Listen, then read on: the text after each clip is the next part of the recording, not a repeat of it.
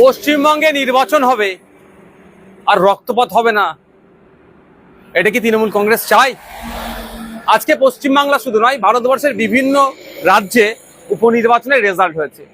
আমার এখনো পর্যন্ত কোনো খবর পাইনি ওখানে কোনো ঘটনা ঘটেছে, কিন্তু দুর্ভাগ্য আমাদের পশ্চিমবাংলায় একটা উপনির্বাচনে একটি ফুটফুটে ক্লাস 4-এর 9-10 বছরের বাচ্চা মেয়েকে খুন হতে হলো। অভিযোগ কি?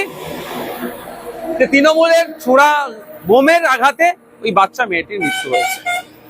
হ্যাঁ, আমি আবারও বলছি, পশ্চিমবঙ্গে নির্বাচন হবে আর পিছড়েভাগের মুসলমান খুন হবে না, পশ্চিমবঙ্গের নির্বাচন তো অসম্পূর্ণ থাকবে।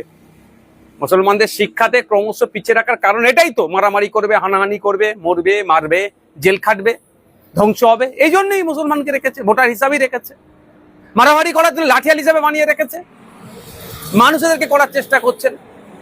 আমরা যারা এর বিরুদ্ধে কথা বলি ওই জন্য আমাদেরকে দোষারোপ করা হয়। এই যে ঘটনা ঘটেছে, রাজ্য সরকারকে প্রকাশ্যে ক্ষমা চাওয়া দরকার। সাথে সাথে ওই যারা দুষ্কৃতী সমাজ বিরোধীদের দাপাদাপি যারা চলছে তাদেরকে ঘাড় ধরে জেলের মধ্যে রাখা দরকার। আমি ওই পরিবারকে সমবেদনা জানাই এবং গভীর উদ্বেগের সাথে বলছি, আমার পশ্চিমবাংলা কোন দিকে এগিয়ে যাচ্ছে।